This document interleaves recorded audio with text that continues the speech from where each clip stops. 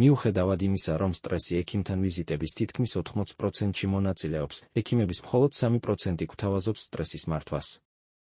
სტრესი უკიდურესად მრავალმხრივია და სხვადასხვა ნიღბით დამშვენებული მსახიობივითაა. ბოლო წლებში სტრესის დონე სწრაფად იზრდება.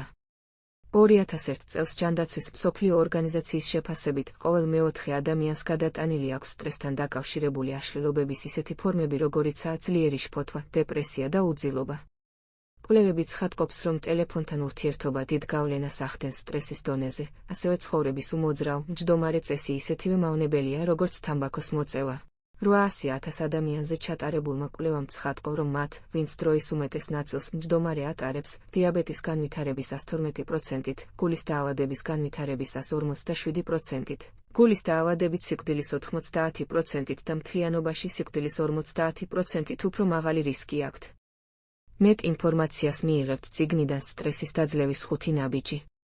წიგნში გაეცნობით სტრესის გამომწვევ მიზეზებს, კვლევებზე დაფუძნებულ და მარტივად შესასრულებელ 5 საფეხურიან გეგმას, რომელიც დაგეხმარებათ სტრესის გარეშე იცხოვროთ.